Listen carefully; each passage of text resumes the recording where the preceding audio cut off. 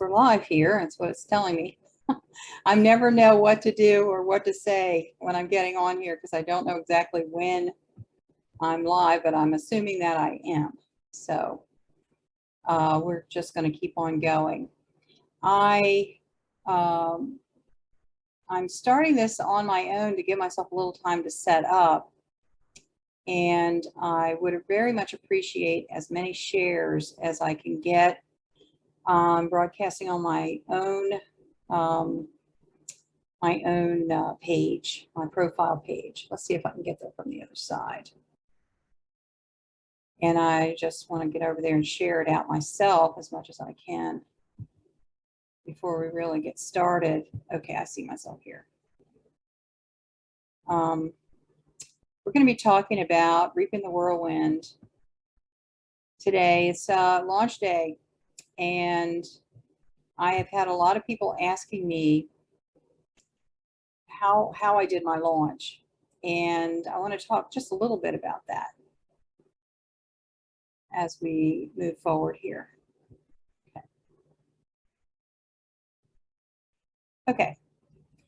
So Reaping the Whirlwind came out in 2000, 23 years ago.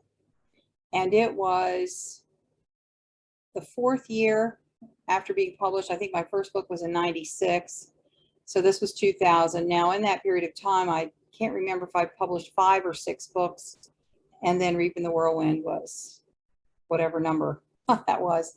Came out in June, same month of 2000, exactly 23 years ago.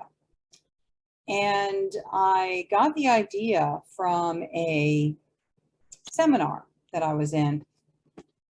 And the seminar was at the University of Delaware. We were visiting there, and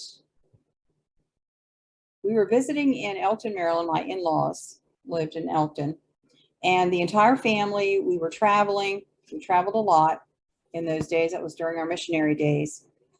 And someone called, and I don't remember who it was, but somebody called and said, there is a seminar at the University of Delaware. Do you want to go? I'm like, wow, we've never been to a seminar at the University of Delaware. I guess we will. So we just went over, and it was free, and we went in. It was bleachers, I remember, like a gymnasium type thing. And the guy was talking about this new museum or something. But anyway, in an aside, had nothing really to do with the topic. He said, the Scopes evolution trial was nothing like what you've heard. The movie Inherit the Wind, the play Inherit the Wind are not based on fact. It's actually fiction. And that really sparked my interest. He said, you don't have any idea what really happened there. Left it alone. Went on with his talk. And so I borrowed my mother-in-law's library card. We were going to be there all week. And I got out the biographies of John Scopes, William Jennings Bryan, and Clarence Darrow. The library had all 3 of those biographies. And I got them all out. And I looked in the table of contents, and I skipped ahead and found out, the Scopes trial section, and read them all. They all agreed. They told the same exact story, that the trial was not what it was thought to be, what had been given to the public. And I think that is really interesting because, this trial took place in 1925. And already back then, they were using the media to slant things and write a story and make things look like they weren't. And that's really what Reaping the Whirlwind focused on, was this scenario, and that's what happens today. It's been going on for now almost 100 years, and it was going on even before then. So, we think we are unique and new in our age today, when actually, this kind of stuff has been going on for a long time. And what I found was a cast of characters that were so interesting, so fascinating, that I knew I had to write the story. But the trial itself is like it's a legal report of what happened in the courtroom, what happened, you know, behind the scenes and all of that. And I wanted to bolster the interest and bring forward a theme in a mystery, because I'm a mystery writer. I write in several different genres, but always a mystery. So I put the serial killer in Dayton during the trial events, and the person who was I've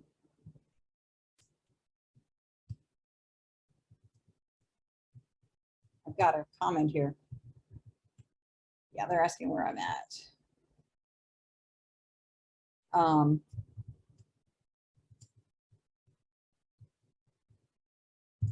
Yeah, I'm having some trouble sharing. So if you are there, I'd appreciate it if you would share for me, because I don't see a share button. And I went on regular Facebook to see, you know, on the back side to see if I could share from there, and I haven't been able to find it.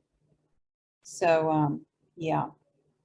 So anyway, it was very interesting how the whole thing happened. The trial was interesting, and I went to Dayton twice, and I'm so excited. In about 10 minutes, Tom Davis is coming in from the Ray Heritage Preservation Foundation in Dayton, and we're going to talk a little bit. I'm excited about that. And we're going to also have Terry Whalin, who was instrumental in getting me this new contract, this new release with Morgan James. And Terry and I have a story about Reaping the Whirlwind too, back in 2001. So it's so interesting how all this is coming together right now. I just can't, you know, really having to absorb this.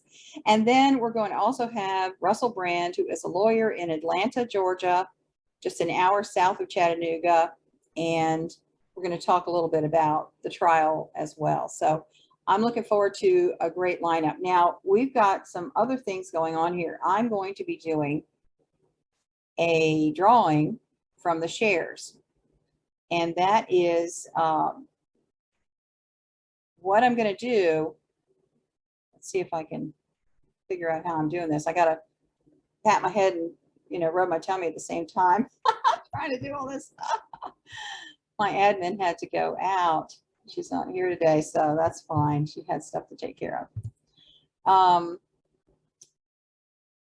So I'll say it here in the recording, but also I'm going to hopefully get it into the comments. The giveaway for people who share, I am going to do a drawing tonight around, you know, the end of the day. And whoever I draw is going to get a phone call with me, a Zoom call with me, to talk about how I set up my launch, my book launch. Since last September, I have been working on this book launch, and there was a strategy to it. And so when we talk, I will talk to you about my strategy. Now, there is a Facebook group over there. It's called Lana's Launch Team. And if you look it up,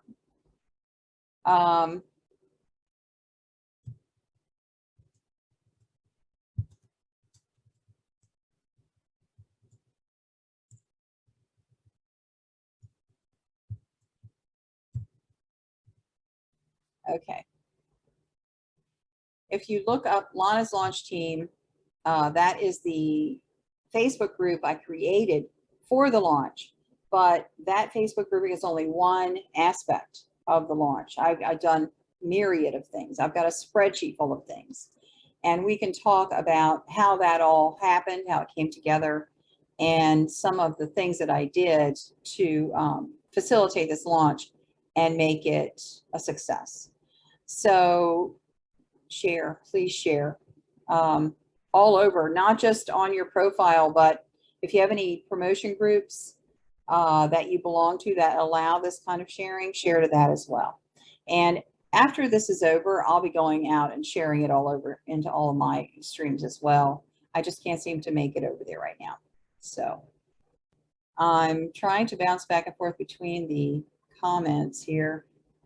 I'm putting up the links for the ebook, the audio book, which is Audible, and the paperback. And I'm asking everyone if you would please purchase the paperback version from Barnes & Noble to help me get into the Barnes & Noble bookstores.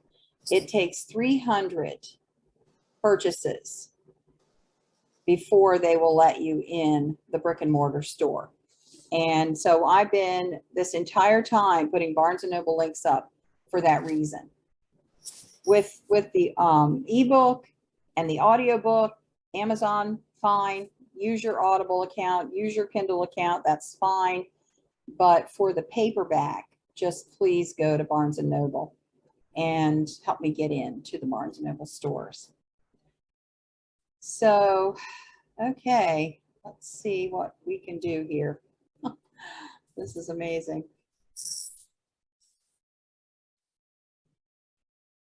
So, Tom, there you are. Hey, Lana. Didn't mean to interrupt. Oh, no, I'm glad for you to be here. I have somebody to talk to. I don't have to make it all up myself, you know? Okay. Oh, me. So Tom Davis from the Ray Heritage Preservation Foundation. And Tom, what is your title there? I'm vice president and chairman of the festival, the Scopes Festival Steering Committee. Okay. Yes. And is the museum still in the basement? Yes. Okay. About 3 years ago, the county opened a new justice center and moved all the courts out, but left the museum in the basement. About 5 years ago, we did an upgrade. We, the county, the Historical Society, did an upgrade to the museum. So when you come down, I think you'll be pleased with the changes that we've done. Expanded it a little bit, a little more emphasis on Ray heritage, not just the Scopes trial. People around here are like people to understand that more happened in Ray County than just the Scopes trial. Yes. So we're proud to recognize some of those other things. But in the last 6 or 9 months, some county offices have moved back into the building, but we've kept the courtroom open so we can do our play, do other events in there, and let people come in and see where the trial happened.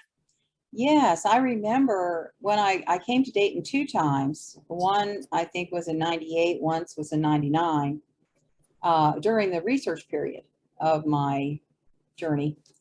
And the museum was so helpful. There were so many artifacts and pictures and text that I spent quite a bit of time there to, see different things and understand the relationships also between different people, which I found fascinating. I fell in love with the people of Dayton while I was there. We're nice people most of the time. I went to the library, and I wish I knew the librarian's name. I mean, it's been a long time ago, but Kay Madewell. yes, she showed me the Ray County family books. Mm-hmm. And I was able to track the different families and see the pictures of the various families. And then she also had a video of 3 people who were at the trial. They were elderly by that point. They were, I think this video was taken like in the 60s or something. And these men were there and they were talking about their experience. And it was firsthand accounts, which I was so thrilled to be able to get. So yeah, it was a wonderful experience. We've got a really good library. I'm just so proud of it. You'll be interested. Ben McKenzie was one of the prosecuting attorneys. His great-granddaughter is now the librarian. Really? So, yeah, Kay retired a year or so ago, and Brittany moved into that. So she's doing a great job. And actually, the library is going to have an exhibit on the courthouse lawn on Saturday. So we're excited about that. Yes, I am too. Now, I'm going to be in Dayton for the festivities. July 14 and 15.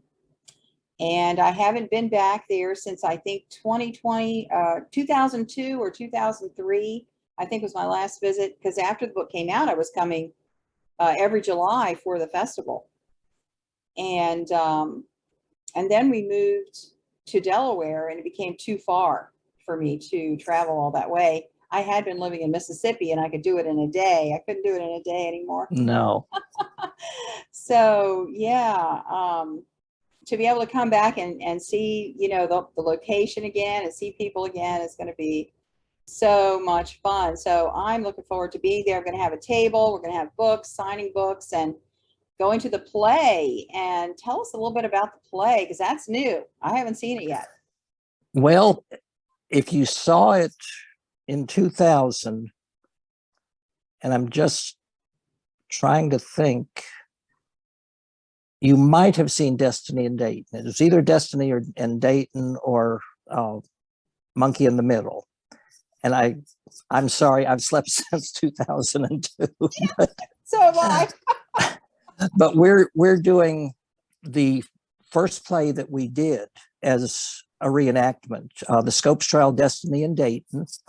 It is primarily dialogue taken from the trial transcript. So what you see and hear in there mostly is what was said. Now we've added a few characters that will explain what's going on and why we are doing this, why the trial happened, and some of the things that were going on that we couldn't get into a 2-hour play. You know, the trial only took 8 days. So it's kind of expecting a lot to have people come in and spend 8 days with us to see the whole thing. So we cut it down to about 2 hours.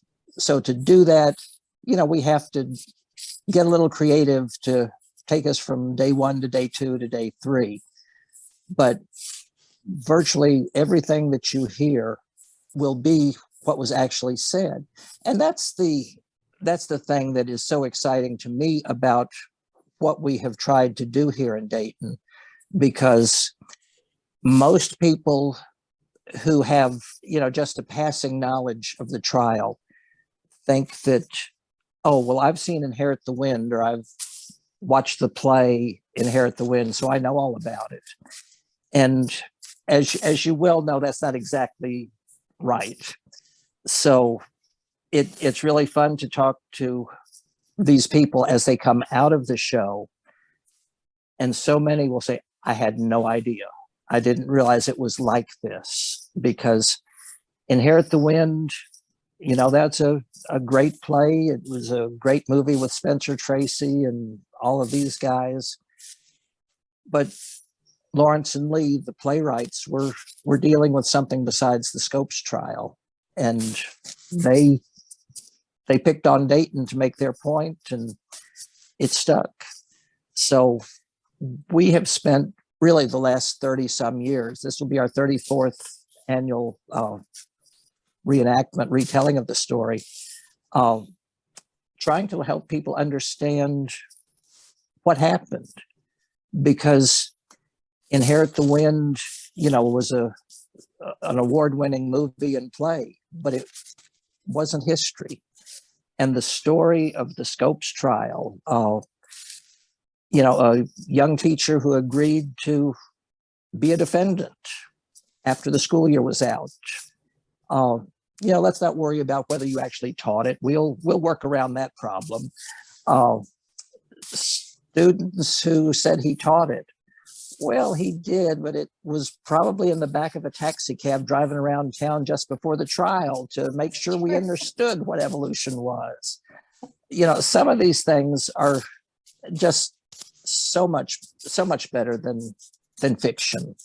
One of my favorite lines in this play is where Clarence Darrow and Ben Mackenzie are facing off, and they are really going at each other. And Darrow asks Mackenzie, do you really believe that God created man in his image and that man looks like God? And Mackenzie comes back with, yes, made in his image like unto him.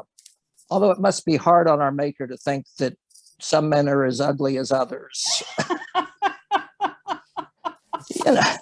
And then that evening after court, they went across the street to Mr. McKenzie's office and, well, let's just say refresh themselves with beverages that were not legal in Ray County at the time. But, you know, who's counting? Yeah, it was during Prohibition. Yeah. Yeah, for sure, Oh. for sure. Yeah, sure. Yeah. So, But yeah, like I say, the play lasts about 2 hours. On Saturday, we're not going to have as much music on the lawn as we used to have, because we've learned that the building is not soundproof, and that has created some problems in the past. But we're going to have games and activities for families, really. We're going to have, like I said, the library is going to have some games.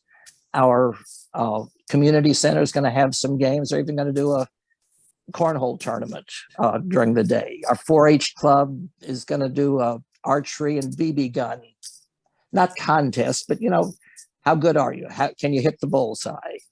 And we're going to have Core Academy of Science do a fossil dig for us. We've bought, I guess, 50 pounds of fossils and 50 pounds of gems. We're going to put them in sand. So, you know, even the little kids will be able to root around, and I'm not sure what's in there, but they'll find something that's older than I am. yeah. That sounds amazing. Let's talk a little bit about Dr. Richard Cornelius. Oh, yeah. When I started doing the research, I contacted Bryan College and I told them what I was doing, and they immediately put me in touch with Dr. Cornelius. Dr. Cornelius was an amazing man. He was an English professor, but really got interested in the Scopes trial, riding between Dayton and Knoxville when he was in graduate school. He was working on his master's degree. The man he was writing with, I think, was working on a PhD in history. But this gentleman had done his master's thesis on the Scopes trial. And he told Dr. Cornelius stories about the trial, about the men and women who were involved, and got Dr. Cornelius hooked. So while Dr. Cornelius spent his career teaching English, in his spare time, he became really a world-renowned source. He didn't like the term expert, but he was an expert. He would rather call himself a specialist. Dr. Cornelius knew about everything there was to know about the trial. And if he didn't, he sure knew where to find it. He had a passion for getting it right. One of the problems, like I said, with Inherit the Wind, is that people thought that was the history, that was the real story. And I guess you could say it became Dr. Cornelius's mission to tell people what really happened. So 1988, I believe it was, a man came to town, wanted to produce the play Inherit the Wind in the courtroom. Well, that had been done a couple of times before, and somebody said, maybe you could talk to Dr. Cornelius and come up with a better idea. Frank Chapin did, and wrote Destiny in Dayton, and people loved it. Wow. It told the truth. It was easily understood, and I think that was such an encouragement to Dr. Cornelius to know that people were interested in the real story. So yes, he kept after it until he retired in I guess it was 2009, and passed away several years ago. But that was, if it wasn't talking about English and, can I say, Oxford commas, it was talking about the Scopes trial. It was amazing because when I got there, here I am, a young writer. I had been writing, I guess, published about 4 years at that point. And I was very shy back in those days, and just at the beginning of my writing speaking career. And so he brought me into his office. He had these filing cabinets and he's pulling things out and putting, I didn't even know what he was showing me. I was so, green, so new. But then he put me in his car and drove me around Dayton and said, here's where this is, here's where that is. So and so lived there. There's a plaque over here. You can go and read it later. I mean, he was just amazing. And then the second time, I had more specific questions by that point because I've been doing research. He sat with me and then he read the manuscript. As busy as he was, the first edition of the book is 408 pages. Wow. I had 2 appendices, an index. I had all this historical material in the back of the story. And he helped me with accuracy and so forth. And by the way, he was an English professor. Oh, yeah. Yeah. So I just very grateful. I actually laid eyes on the lady who is now my wife the first time in his English class. Oh my so let's just say he has a special place in our hearts. For sure, for sure. I find it very ironic that Inherit the Wind is touted as the truth, as the real history, and what I wrote is technically fiction, although it's the real story. Right. Yeah. Right. Yeah. I've had the privilege over the years to do tours of the courthouse for visiting reporters and different people. And I think my favorite story along that line is I had a group of travel writers brought to town. A group came and they asked me to take them through the museum and the courthouse. And I went through the story. And at the end, we were standing outside by the historic marker. And one of the reporters looked at me and said, now, isn't this revisionist history? And that shocked me so badly. I mean, I just stood there for a minute, really not knowing what to say. And I said, well, no, this is what really happened. If you want to call it revisionist, that's another matter. And then, of course, I think it was a few years after that Ed Larson won the Pulitzer Prize for Summer for the Gods. And he told us, I think I'm quoting him accurately, that he thinks part of the reason that he was awarded that prize that year was because he took something so familiar, the Scopes trial and Inherit the Wind, and told the true story about it. Just caught everybody by surprise. Yes.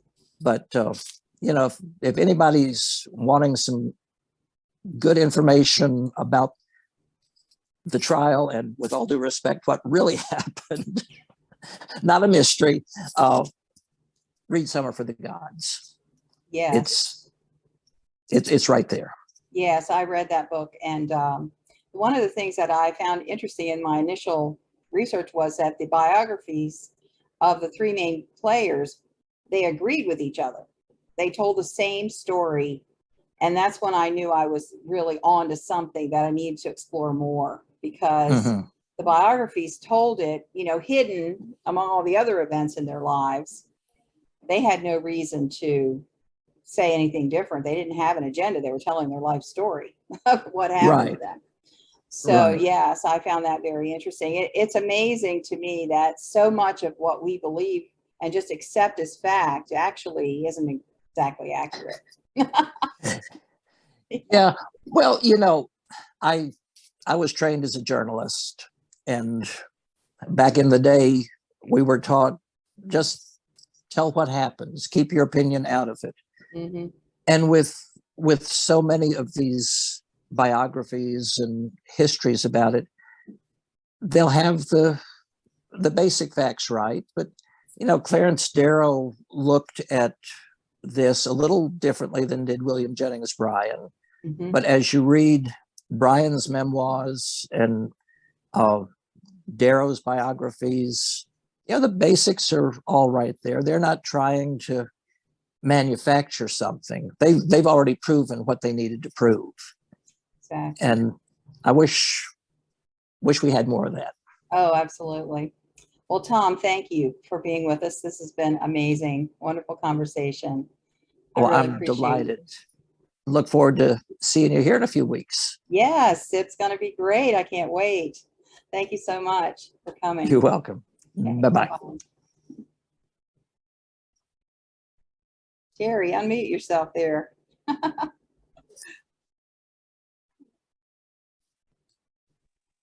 Okay. you go. Okay, I'm unmuted now. Okay, good. Okay, awesome. Hi, Terry. Sorry.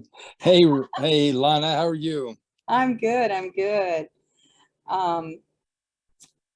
So Tom, if you want to get out, if you're looking at how to get out, just push the end, the red button on the bottom that says end, and it'll take you out of the thing. Can you find it? Oh, there we go. Okay, must have found the button. So Terry, I just wanted to bring you on and thank you so much for connecting me up with Morgan James to get the book published. And I just can't express enough how I appreciate your role in all of that. Well, it's I've known about your book for a long time, Rosie, and Lana, it seems strange to me that it's, here it is, an award-winning book, and it's been out of print for all these years. So I thought we should do something about that. It should be back out there in the world where people can get it and learn about it and read it and all that kind of thing. Yes, absolutely. And especially because you were kind of in there, you had some knowledge of it back in the day when it won the Christy Award. And just to give a little background on that, I had published the book with WinePress Publishing. They called me and asked me if I wanted to submit the book to the Christy Award. Well, the Christy Award was only 1 year old at that time, and I didn't know what it was. So they said, well, all of the publishers in the US, the Christian publishers, they send their best books to the Christy Committee, and then they have these 10 judges that they hand select from the industry. They're editors and agents and so forth, the people in the industry. These 10 judges are going to put numbers to the different books in different categories, and there's 9 categories and all this. It was a big deal. It was a big deal. So I said, well, does it cost anything? They said, oh, no, you can submit for free, but you need to send 10 copies. So each of the judges will have their copy. I'm like, okay, well, that's fine. And so I submitted my copies, and WinePress submitted the book and everything. And I totally just didn't think about it again, because in my mind, little me, in my estimation, I was about that tall at the time, against all these publishers, best-selling, big-name people that are going to be submitting to this Christy Committee. I didn't have a clue that I would even place, be a finalist. And so about 4 or 5 months after I submitted the book, I get this email: you are a finalist for the Christy Award. Well, I was living in Natchez, Mississippi at the time, and I remember so clearly, I was sitting at my desk. I screamed, I jumped up, my desk chair went over backwards. And all my 7 kids, they were all still at home at that time. They all ran in like, what happened? What happened? And I was like, I'm a finalist for the Christy Award. Oh my God. Wow. Yeah. So, then came the decision. Was I going to travel from Natchez, Mississippi to Atlanta for the award ceremony? Were you there at the award ceremony? Was it in Atlanta? It wasn't at the booksellers meetings in New Orleans, or where? No, where was it? It was at the Marriott Hotel in Atlanta. Oh, okay. I wasn't there. You weren't there? No, I wasn't there. No. Okay, because there were so many people there, I had no idea. No. But I wasn't going to go to the award ceremony. I figured, we had to travel, I don't know, 12, 13 hours, stay in a hotel, leave the kids. I just figured I'm not going. I mean, I'm not going to win. Why should I go, right? Right.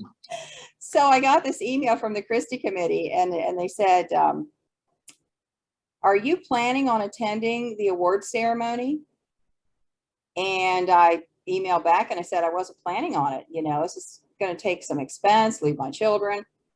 And they said, we strongly recommend that you come.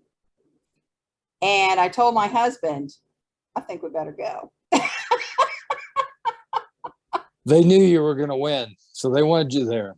They wanted us there. So yes, 9 categories. And I was in the U.S. historical, or North American historical, I guess it was. And I was sitting at this table with like 8 people, these round tables, and man, it was a great banquet. Unbelievable food. Couldn't eat a bite at the Marriott Hotel. And I was at the table with people that I had submitted books to, with people that I'd heard their names of. And, I was overwhelmed with who was in the room, right? And so then they had a stand. I don't know how they do it now, but they had a stand. If you're a finalist, they call your category and then you stand. And they call out everybody's name. And I'm like, oh my God. The people that were out there, I knew them. I knew their work. Sure. Yeah. And they called my name. I couldn't believe it. I was totally, absolutely flabbergasted that I actually won. So we met shortly afterwards. I believe that was either in May or June of 2001. And then immediately from there, within a couple of weeks, I went to the booksellers. What was that called? The CBA? The Christian Booksellers Association meetings. Yeah. Yes, it was a big conference in New Orleans. Right. Then we met in New Orleans, and I was there at the publishers table. They had set up a book signing for me and some other things. Actually, while I was there, I recorded a segment for a TV documentary with Grizzly Adams called "How Did We Get Here?" or something like that. And that was amazing. I actually got into the documentary because I was there. They were recording right there, and it was about origins, and this was about the Scopes trial. So yeah, that's great. So you contacted me. I at the time I didn't really know how you knew about me, but then later on I found out that you were actually involved with the Christy committee at the time. Somehow.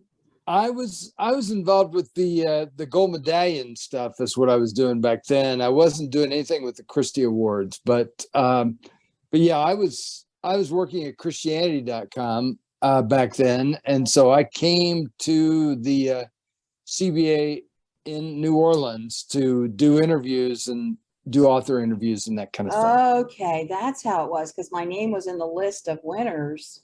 Yes. Yes. Okay. Isn't it funny how memory kind of flips out on you? Yeah. Well, and that was a strange town, really, looking back, that they even had that in New Orleans, because most of these booksellers back then would take their families with them and use it as like a vacation time. And you don't really think of vacationing in New Orleans. I mean, really, when you think about New Orleans, you think about, Bourbon Street and some other stuff that happens there in that particular city. So it was a strange, unusual convention that they even had that in New Orleans, is the way I look at it. Yeah. So, yeah. And they've never had it since. So it's a one-time thing that they did. They never did it after that there in New Orleans? Never did New Orleans again. No.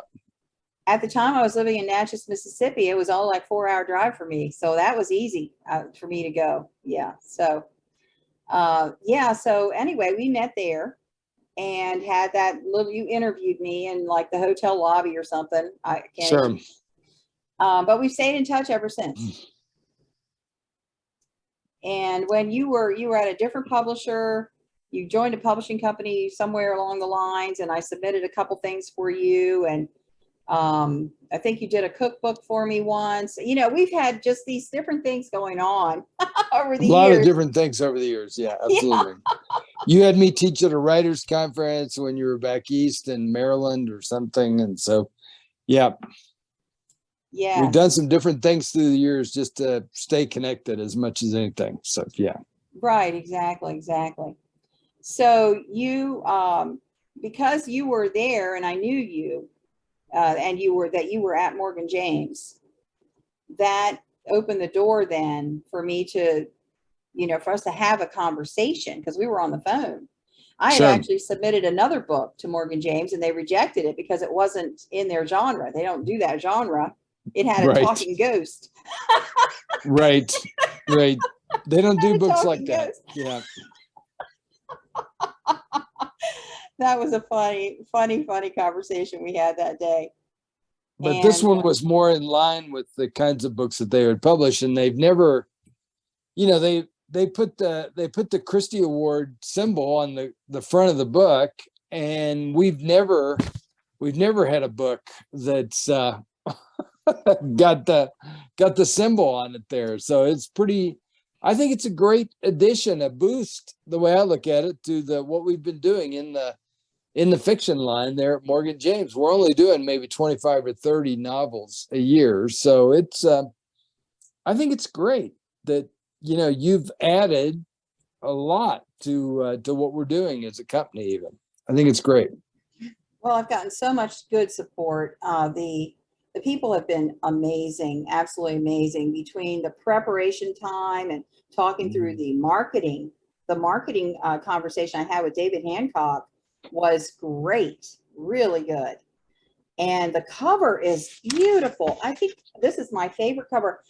I have now 43 books I have out now. And I think Wow. this is my favorite cover of all time. Wow, that's great. With the teacup and all of that is just so amazing. And then I put it out to this review company that sends out the book to reviewers. The reviewers do it for free. You pay the company for their mailing list to, for them to send it out. Sure. And these women, these reviewers, have made these beautiful images where they put the book, because it has a teacup on it, and they put it with a cup of tea and some flowers in the book. It's amazing. It's amazing. When that cover came out, I had no idea that it would give like a subject for further, artistic work. It was amazing. So yeah, their cover designers just phenomenal.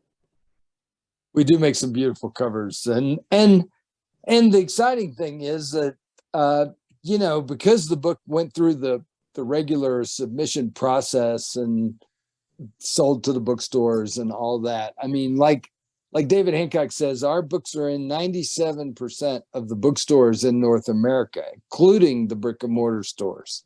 So, it's not just on Amazon or something like that. Right. I mean, people can get it at Target or all kinds of places. I actually saw the book listed at Target today as I was looking for it. So it's Really? yeah, it's pretty amazing. I mean, think of all the Targets that are in this country, Yes. So it's really great that your book is right there for people to get.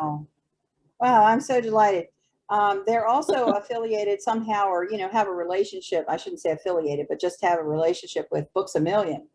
Books A Million Yes. is another great outlet. Books A Million and Barnes and Nobles, Chapters Indigo in Canada, all the independent bookstores. So we sell in all those places, which is fantastic. Makes it really easy for people to get it. That's the way I look at it. Right. Accessibility is huge, especially if you are in the brick and mortar store. You need a gift, you need something, and there it is. You could just pick it up, purchase it, and leave, and you have it right there in your hand. So that's amazing. Absolutely. Yes.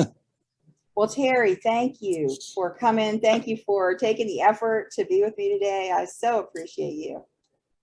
Well, it's an honor to be here, Rosie. Lana, I'm very excited about your your book and getting it out there. Like I was telling you, when I was at the Blue Ridge Mountains Christian Writers Conference a few weeks ago, I showed it off all over the place to different people, and yeah, I just congratulate you for having this event and for getting your book out there. I think it's fabulous. Thank you so much. I've been preparing for this launch since last September. Wow. Yes, I've done a lot of work, groundwork and just physical work to put my muscle behind the launch, because I want to emphasize for people watching, because I've got a lot of authors and new authors, people who want to be authors, to encourage them to do what you can. Don't sit back and wait for a publisher. They're busy. They've got a lot of other things on their mind than you. So important for the author to get involved and be engaged and to do everything in your power to get your work out there. You're the one with the motivation. So go ahead and do it. Do the work.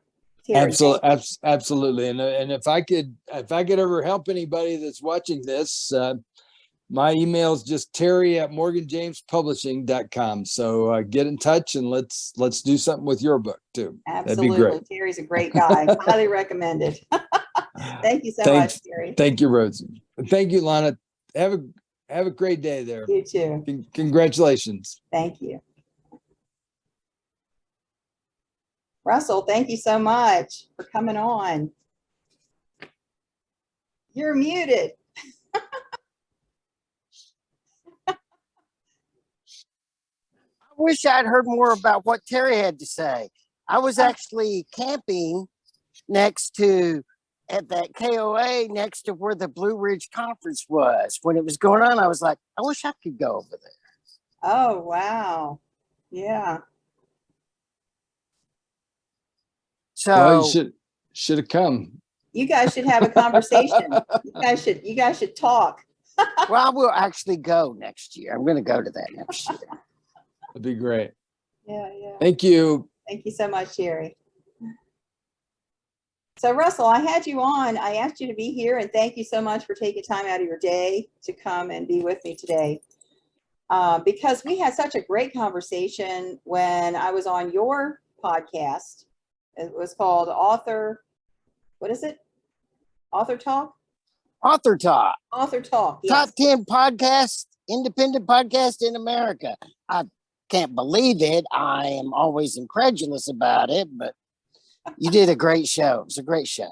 Oh, thank you so much. I had the time of my life there because I was actually talking to somebody who understood what I was talking about with the trial and, you know, the different facets of it. And I want to also just say that the trial is only half of the book. The rest of the book is a serial killer in Dayton during the trial events. The trial is kind of a backdrop to the story, but there's a lot of factual good information in there. And I tried to pick up on the quirky characteristics of some of the people without being derogatory, but just fun, the fun things. And so I was delighted to be able to talk with you who would actually understand what I was saying. You know, actually, it's a legal tradition, especially in the United States, because we have a Supreme Court. Not many, when we started with the Supreme Court, hardly any countries had Supreme Courts. Just in the last 30 years, Great Britain decided to have a Supreme Court, also Israel. But one of the things about the court is test cases, which is what you're writing about, is creating a test case to try to change the law. And so all the minutia information you have that you have talked about in Author Talk about who they found to be the defendant in the case and all that sort of thing, that's like honey to somebody like me to listen to that. Yes, and being a lawyer, you get it. Right. Would you tell the story again, how you found out? some of the details about this? Because I just think it's fascinating. Well, as I was in the research mode, where I got out the biographies of the three main players, John Scopes, William Jennings Bryan, Clarence Darrow, each of them gave their version of the story. Now, John Scopes talked about how he was called off the tennis court and came in and, you know, to the drugstore where the town fathers had gathered, and they had this newspaper article and they showed it to him, and they urged him to become the defendant. And he was arguing with them like, I never taught evolution. I don't even know what it is. I substituted for the man one time, but you know, all I did was have him read some stuff and do some exercises, and they left. I don't think I even really taught anything. And so in his biography, he told that. Well, then other accounts were verifying these things. And then when I went to Dayton and I saw a video of three people who actually attended the trial, it was a recording that was taken, I think, in the 60s, 1960s, and these people were now elderly, and somebody had the beautiful idea of getting these people together, interviewing them about their experience at the trial, putting it on videotape. And so the library had that videotape, and I was able to see that. So firsthand accounts were all lining up. And then Dr. Richard Cornelius, who had been collecting artifacts and newspaper articles and accounts, you know, in his files at Bryan College, also opened his files to me, again, verified. Dr. Cornelius is really what I was talking about. The magic of finding that man. And the thing I want to ask you about is, how did you develop the dialogue for the trial as you wrote? That was also taken directly from the transcripts, from other accounts of, you know, newspaper articles and things like that, where I was actually recording as much as possible. And so what I would do is I would follow my research down to the end and realize there wasn't an answer. If there wasn't an answer, that gave me license to make it fit the story and do the best I could. But if there was an answer, then I would incorporate the truth into whatever happened. So it was like a scavenger hunt of information, and then to take the different facts and details. And in the front of the book I still have in there that list of real people who were, you know, real people in Dayton at the time, to be able to piece these pieces together, because I went through the Ray County family history books. Ray County family history, they were these bound volumes in the library, and they had the family tree of the various people with their own submission. So these people wrote these little articles and they were put into the family history book. So when I found some different things, like Scopes lived in a boarding house, and I found the family of that boarding house, and they talked about how Scopes lived there in their little article because it was noteworthy to put in. See, that's magic. That stuff is magic. Yes, it is. That stuff is a compilation of the history. That's magic. Yes. So I had my main character living across the street from the Scopes boarding house. So then he was right in the middle of it, and he saw some things happen that really, you know, happened. So I have another question for you. As writers, we struggle in our dialogue writing with accents. How did you deal with accents in your book? Did you do a lot of Southern accent? Did you do some? Did you not do any? How did you deal with that? That's a good question, because when I was first writing, I had a slave character, and I was trying to put in the slave lingo, and my publisher gave me some really good advice. They said, just give nuances. Don't try to write Brer Rabbit. Nobody can read that. You know, the Brer Rabbit stories are so convoluted with the man trying to be exactly factual with the accent. And so from that time, and that was way back my first book, I learned to pick certain elements of an accent that will identify it. Y'all is a good Southern identifier. And so those kind of things I could put in there without actually trying to imitate anyone in the way they talked. And then the other piece of it is, now here we are 23 years later. Those things have changed. People in the South don't talk the same way now that they used to in the early 2000s, right?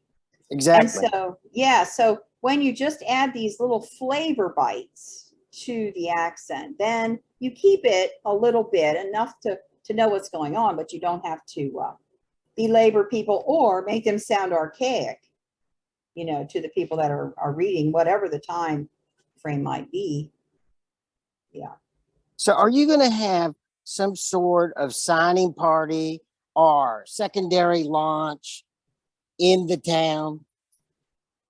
Yes, I'm going to have a signing party. I'm going to be taking pictures. I've got a pull-up sign where people can stand with me and take a picture at a table. And I just talked to, earlier in the hour, I talked to Tom Davis, who is from the Ray County Foundation there. And they have done me such a wonderful, wonderful thing, a gift. And that is, they put my table at the bottom of the stairs going up to the courtroom. So everybody will pass my table as they go up to the play to see the Okay, play. so that's beautiful. That's just a Yes. beautiful thing. And I suppose your book will be a part of the history of that town and that county, as well as the rest of the country, from now on. Don't you think It so? is. Yes, it is. Because when I contacted Tom Davis at the Historical Foundation, he said, "Oh yes, I have your book and I've read it and I loved it." And, you know, I think the most important thing about this book is only maybe 3% of the population even knows about any of this. And it's an important part of our judicial history. It's important. And I totally understand why you had to put a murder mystery in there too. You had to throw some gas on the fire to get it burning hotter. So I totally get that. But it's very beautiful. Thank you so much for writing this. Oh, it's just been such a joy to me. I stumbled onto the story and I couldn't put it down. And the deeper I went, the more interesting and fascinating it became. And the characters in the town were just so interesting. Ben McKenzie was the old man lawyer, a town lawyer. And he was, you know, on the side of the prosecution. And that man was arrested for transporting liquor two weeks after the trial was over, before the summer was even done. So were my great uncles. That's no big deal. It was against the law to put liquor in your car and take it somewhere else. And he was caught with a case in his trunk. Those were the things I didn't put in because I ended it, you know, when the trial was over. But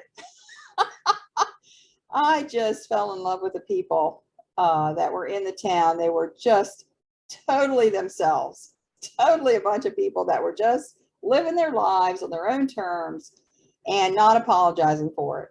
It was wonderful.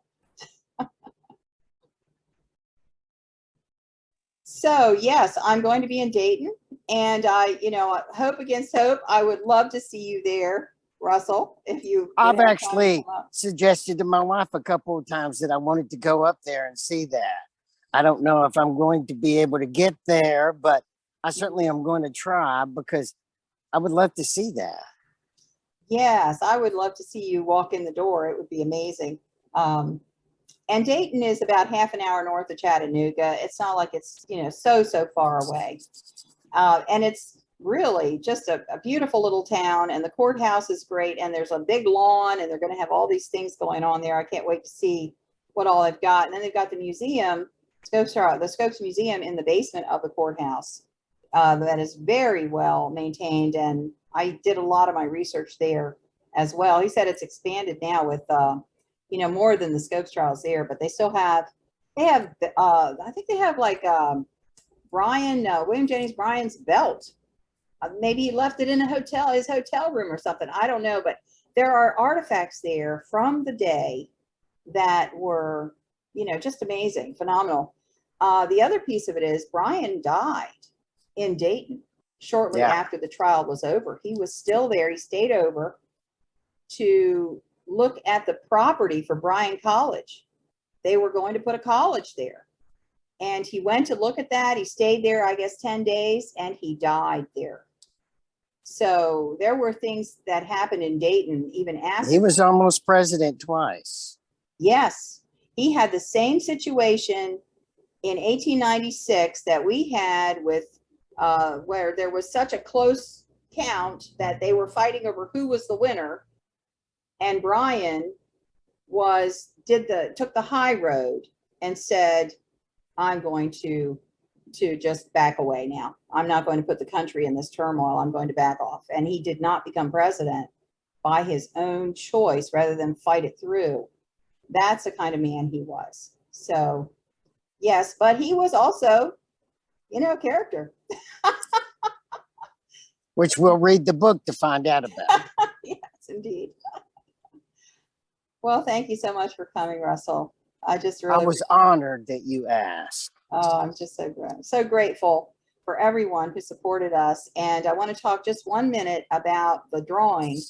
I'm going to be doing a drawing from the shares. And even if it's after we're done with the live, if you share later, I'm going to be doing a drawing, and whoever wins the drawing, I'm going to spend 20 to 30 minutes on a Zoom call with you talking about how I did my launch. I have been preparing for this launch since last fall, almost 9 months now, to put things together so that we are building momentum here to culminate on this day, but it's going to go beyond because we still need to sell books. Today's not the end of the selling of books part. Actually just getting started. So spend 20 minutes, 30 minutes with me, take notes, I'll record it, and you can ask me anything you want about how I did my launch, the strategic things I put in place first to bring about what happened later. So that is what I'm giving away. I'm giving away my time to talk about how I did this after my 30 years of experience with book publishing. So that is the drawing. And Russell, thank you so much. I'm going to end the call here. Appreciate you very much. See you later. Bye.